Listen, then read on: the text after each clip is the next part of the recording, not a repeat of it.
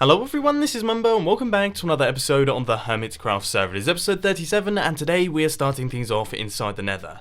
Now, there's a reason we're starting things off in the Nether. It is because I have just received a message from a hermit saying that there is something new in my base. Now, I'm a little bit scared to check this one out because the message came from Tango, and Tango is known for going pretty large on his pranks. So let's wait and see once we go through this Nether portal. Here goes! We are on our way through right now. This could be interesting to say the least. I know, I've... What is that? Oh my word. I don't have 100 diamonds for a start. I have a feeling this is to do with Hermitcraft Series 2, way back when I used just over 3,000 iron blocks. Oh, buddy. Okay, right, let's read this through. It looked like your farms were struggling, so we have made a very small donation to get you off your feet, but don't forget, mortals are nothing compared to titans. We admire your effort to enter the iron industry, and Derp applauds your cute efforts at free-range golems. However, we advise you to not tango with the titans. Oh, blimey. It looks like there is that 3,000 iron... What? I mean, I'm very happy for a start that I have managed to get myself a huge quantity of iron blocks right here. Let's take a look at this thing up close. I love the wart. The wart is awesome. I mean, this thing is huge. This thing is enormous. Wow. What a build. I mean, I'm guessing this is a Mumbo witch golem type deal. Let's pop inside and see what's going on in here. Good, there is not loads and loads of stuff going on in here. And let's check. Yes, this thing is still working. By the look of things, funnily enough, they actually loaded the iron farm while we were here, which means that we've got a ton of iron down here. But this thing is ridiculous. So it looks like Tango and Impulse have popped by, and they have constructed a rather large object up in the Mumbo Jump Drone, or the Oli Copter. Wow. What a build. This thing is sticking around for ages. I'm happy that this thing exists. It's going to stay up here for a while because I love it.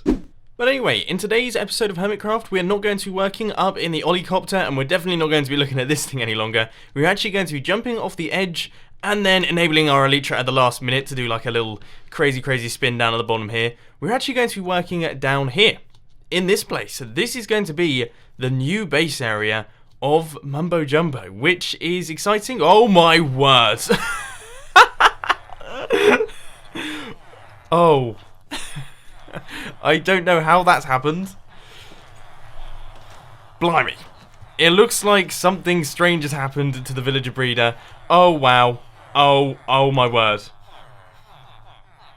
I mean, we've got a lot of villagers all around here. I should probably switch this thing off. Okay. Well, as I was saying, we're actually going to be working down here. Of course, we're going to have to kill a few of these villagers, but we're going to be starting work on our new base area, which is going to be going in this place right here. What I want to do is I want to create a farming district, like an industrial district to our base, because of course this place looks pretty cool, but you can't fit many farms up there, and I'm a farming kind of guy. So we need to create some farms down in this area, and the first thing that we're going to have to do is set up ourselves a bit of a perimeter fence showing off the borders of that district. But anyway, before we do any perimeter fence building, we have got one very important project to do, and that is to flatten out this entire area. Now, as I'm sure you can tell, I've flattened out all of this. I've done a bunch of flattening here. I'm also doing a bunch of flattening in this area. I've pretty much gone right the way through my shovel right here, but I'm still pushing on because this entire place, all the way up to those mountains there, and including that little slip through there, all needs to be completely flat. Just completely flat so that we can build all of the farms that we want to. So I'm going to crack on with this one, then I'll catch you guys in a little bit. And just like that, the entire space is now all cleared out. As you can see, we have got ourselves a very large area to play with right here. We can fit hundreds upon hundreds of farms in this place. I don't even know what I'm going to be building. I have no clue what farms I'm going to be constructing here, but I can tell they're going to have to be pretty huge to fill up this entire area. As you can see, it goes right the way from there, it goes all the way out to that tree over there, and it also makes its way all the way over to this little rock formation right here. So seriously big play area here. And I can't wait to have fun with redstone and all those different bits and bobs. It's going to be epic. But more importantly, we need to work out how we're actually going to do this perimeter fence. And I think I'm going to pop in a testing well for this one, because as you guys know, pretty rubbish at designing things, aren't I? Now, I'm about 99% certain that you guys are going to laugh at me for this one, but this took considerably longer than I'm sure a lot of you imagine. As you can see right here, we've got ourselves a sandstone and birchwood design with a little bit of red stained clay, and I think it looks good. It sort of fits in with the style of the drone. It's not too big, it's not too crazy, because of course this thing, it's huge. This is a massive perimeter that we're creating here, so we don't want anything too detailed. I think this is going to be absolutely perfect. So let's hop back onto the Hermitcraft server and gather up a few resources. Now, according to my professional Minecrafter opinion, because you guys know I'm incredibly good at this sort of thing, this is how many resources I should need to build this thing. So, as you can see right here, I've got myself 7 stacks of birch fences, I've got 9 stacks of red stained clay, I've got a bunch of birchwood slabs, and a bunch of smooth stone as well. So, we've got tons of stuff. We've got a full inventory of items here, and I would have thought, in theory, unless this thing is considerably larger than I ever imagined, we should be good here. I would have thought so. I mean, how big can it be? I don't think it's that big. So we should have plenty of resources here, and we should be able to construct this entire fence in one go using everything that I have in my inventory. Fingers crossed that's the way that it goes, and let's crack on. And now the entire industrial district is fully fenced off. As you can see right here, we've got our birch fence traveling right the way around like this, all the way off in that direction, and all the way off in this direction, and I'll give you guys a bit of a resource update. As you can see, I still have about 2 stacks of birch fences left. I've still got around about 4 stacks of red stained clay and a bunch of sandstone and birchwood slabs. So I didn't need anywhere near as many resources as I gathered up there, so I wasted a little bit of time there. But we did a pretty decent job on the fence, and the fence itself didn't actually take as long to construct it as I thought it would. I was originally thinking that this was going to take maybe an hour or two, but it turns out it only took about half an hour to actually construct the fence, that's pretty good going. I mean, we've got ourselves a massive fence now that has gone up really quite quickly. So now what we have to do is we need to map out where everything is going to be going. We need to section off the various different areas. We need to do a little bit of terraforming, and also we need to work out what farms are going to be going where.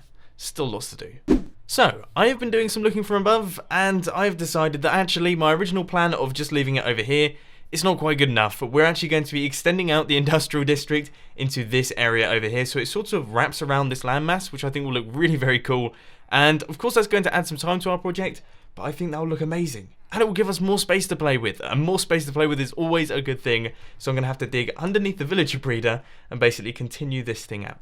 The clearing of the area has now been done. For the most part, you can see there's loads of bouncing up and down dirt blocks where my inventory is completely full of the stuff, but this is the space that we now have to work with. So this is of course going to be extremely valuable because we can fit even more farms in this area. And as I've said many times in today's video, I have no idea what farms I'm going to be building. In fact, let me know down in the comments section what sorts of farms you want to see me build, because I'd love to hear your opinions. But anyway, it is now time to continue our fence on. We're going to keep building this thing, and I'm going to wrap it around this little landmass. And here we see a wild Impulse SV placing in slabs in his natural habitat. I don't think he's... Ah, there we go. Hello. So, as you can see from my second account all the way up here, things are going rather nicely indeed. And now this place is looking considerably better. When it was originally just the original industrial district, it looked okay, but it was nothing special. Now it looks absolutely awesome. I don't know if that's just because I've been playing a lot of Minecraft today, but I'm really liking the way that this looks, even if it has sort of intersected our villager breeder over here just a little bit. You can see we've got a bit of an issue here in the fact that our villager breeder is just sat above the industrial area here. We'll have to sort that out, maybe in today's episode, maybe not. But anyway, I'm going to continue chucking in all of the blocks. You can see Mr. Mumbo Jumbo right there, primed and ready with a sandstone block. We're still doing this, so let's continue. In the words of BuzzFeed, you'll never guess what's just happened. Run out of fence posts, guys. I am fully out of fence posts. We have used 9 stacks of fence posts in total to do this thing, and now I'm starting to realise that this is a really big fence. I mean, we've built a big fence today, but I'm going to craft up some more fence posts.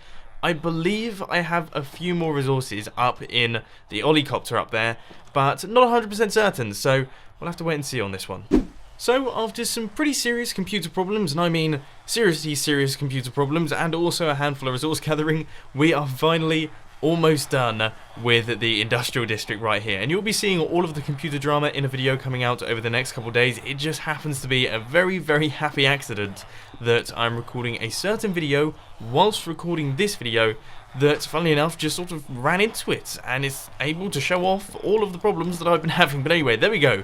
That is that final set of fence posts in, and this is it. This is our gigantic industrial district. It looks pretty mega, I have to say. We've got tons and tons of space to play with, but now I actually need to organise this place and work out what is going to be going where, because that's arguably the most important thing. But before we crack on with all of the farm planning and the zoning and that sort of thing, I think it's probably a good idea that we chuck in some torches around here, because as I'm sure you've noticed, this is a very large flat area that's completely unlit. And when it gets dark, things become very deadly. I mean, it just happened, and I have absolutely no armor. As I'm sure you can imagine, it was very, very close. I'm amazed that I actually managed to survive this one, so I'm just running about chucking in some torches. For those of you who like order and patterns in Minecraft when it comes to torch placements, you're probably going to vomit at the way that I'm doing this, but I don't even care. I want to get this done as quickly as possible so that it doesn't get dark again, because that was horrible. Here comes the darkness. I've only just finished placing in all the torches, so let's see. Have I done a good job? Yeah, it is looking bright. We have got some serious brightness going on there, and this thing is looking crazy. It looks like a scorpion. It totally looks like a scorpion if you squint a lot. Squinting a lot makes it look like a scorpion, which, that's crazy. I think I'm going to call this Project Scorpion. That sounds cool, that sounds code name, it sounds like something out of the Avengers, which is the sort of project names I go for. Sweet. So I think in terms of the way that I'm actually zoning this thing out, I'm going to try my best to get varying sizes of rectangles. So certain farms are going to be bigger than others, that's just basic knowledge of Minecraft. And I'm going to try my best to make sure that we have some areas that are big and suited to certain types of farms, and then other areas that aren't so big.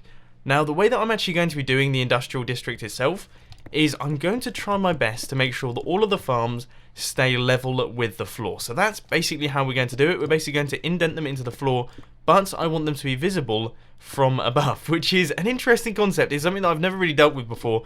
I've always built farms underneath the ground. You guys know that. I'm pretty much the kind of guy that just builds underground 100% at all times. So this is pretty new to me, but what I'm going to be doing is I'm going to be indenting them so the top of the farm will be level with the floor here. You'll be able to see all of the mechanisms of the farm, but it won't be standing proud up into the sky, which I think is a good way to do things. Wow! My heart just came out of my mouth. But anyway, in terms of like the zoning barriers, I think I'm going to do a design a bit like this one, sort of like the one that we did on the edge of the drone up there. So it's going to be redstone clay going down at the center there. Then we're going to have our birch slabs on the outside, and I'll be honest, I'm completely frazzled from that little zombie there that took me on. I don't know why. I saw him earlier. Don't know why I didn't see him coming. How strange. Just thought I'd give a bit of a progress update to say that the scorpion has left me very confused. I have absolutely no idea how I want to design these various different borders, and by the look of things, yeah, my Minecraft crashed as well, so we're going to add that to the list of problems. I think I've found a solution to my rather frustrating dilemma. I originally tried going 2 blocks down with this design, but it didn't look particularly good, so let's try out this one, and whoa! Woo, that was close. I guess I don't want to get too close to this guy. But I'm just going to chuck down some redstone clay and then some birch slabs on top. That will keep everything nice and thin. It will keep the borders pretty slim between each set of farms, and it should end up looking pretty good. I mean, I don't see why not.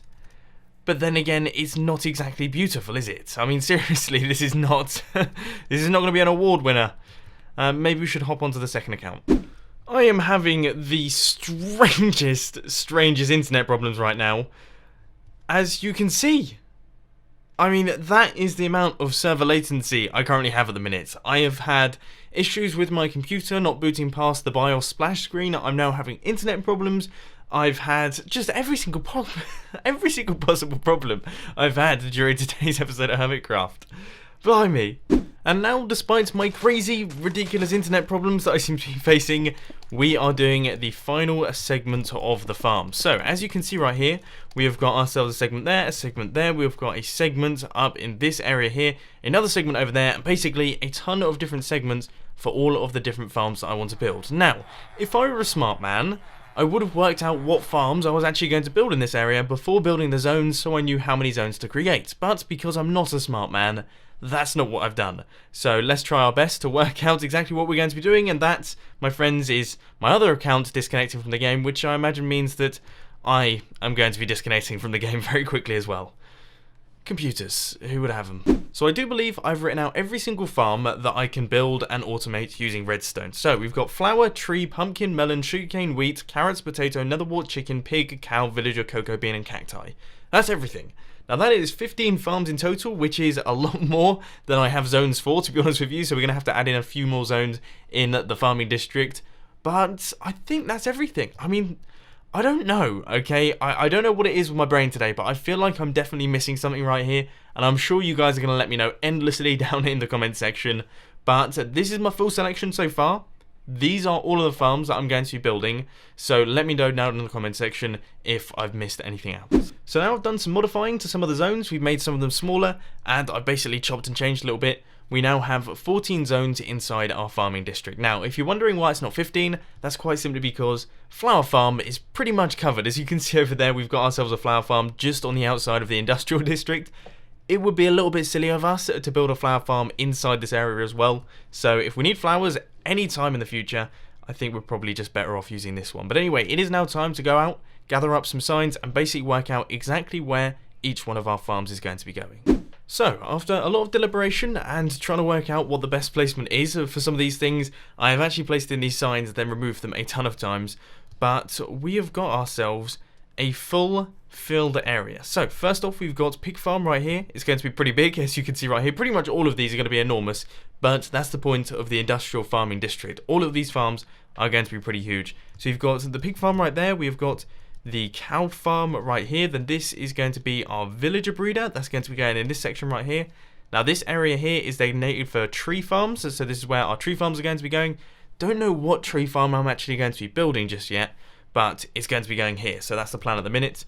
And then off in this direction, we have got a potato farm, but we're quickly going to head over here just to show you around at the final bits. So we have got a cocoa bean farm right here, I do believe. Then we have got pumpkin, and finally the last one is sheep. Now that is actually something that I forgot off the original list, so I did actually forget something. But yeah, sheep farm is going to be going over in this section right here.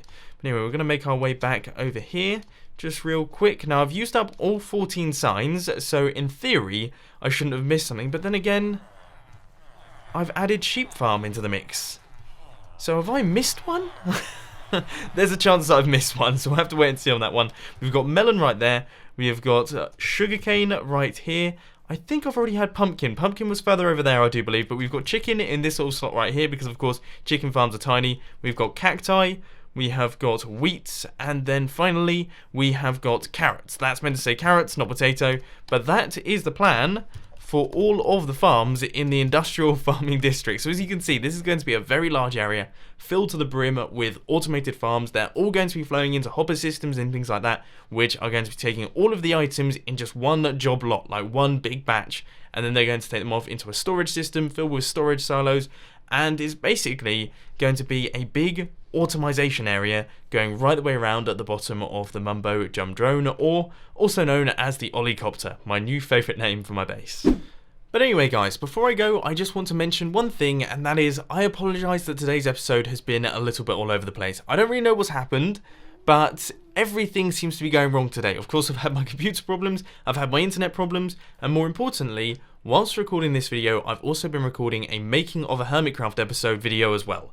So basically, while recording this, I've been recording another video showing the behind the scenes, how I go about getting the clips, how I go about making my Hermitcraft episodes, and you guys can look forward to seeing that in the near future on my YouTube channel. It's going to be pretty sweet. I'm really happy with how the video's gone so far. Of course, we're only about halfway through because recording a Hermitcraft episode is only about half the process. But now I thought to end today's video, I would do something that I'm yet to do in Minecraft, and this is something that I feel like I'm really missing out on, and that is the Elytra launcher. Now, loads of the hermits have been using these things, I personally haven't, and all I know is that they cause a ton of lag because there's hundreds and hundreds of posts inside this thing, but it looks like this should work. I mean, in theory it should work. It does say this is a death trap, so there's a chance that this is just going to kill me, but let's drop in and tap the spacebar and... I mean, that wasn't particularly spectacular, was it? Turns out I've been a total spoon and done it very incorrectly indeed. So let's give this another go. What I'm meant to do is I'm meant to hit the spacebar again, look upwards, and there we go. Now we're up in the sky, and wow, this really, this works. I mean, I can make my way into my base. this is going to be my new way of getting to my base. I mean, that's so much easier. We can even fly inside this guy's head if we really wanted to. That's crazy. These things are awesome. I would say that I want to build one myself, but I don't feel like putting that sort of strain on the server. As you guys know, they use something like 120 boats to work. It's like a compound collision type thing, which basically means that if you have loads of them on the server, it uses up quite a lot of the server's resources, and that means that the server begins to lag just a little bit. Could be the cause of the crazy lag problems that me and Iskall were trying to find in a recent Hermitcraft episode, but, you know, I'm not going to go there. Anyway, I hope you enjoyed today's video. If you did, please sure to hit that like button, and if you really loved it, then make sure to subscribe. But thanks for watching, guys. This has been Mumbo, and I'm out. I'll see you later. Hey guys, just one quick message that I want to say before you go. We have got a bunch of new merchandise available in the Mumbo Jumbo store. For example, this hoodie right here, we've got this rather lovely little Mumbo cube that you can see, really nice and soft and squishy, but also a few other hoodies, t-shirts, mugs, mouse mats, and all those good bits and pieces. So head over to store.thatmumbojumbo.com to check out what we've got for you.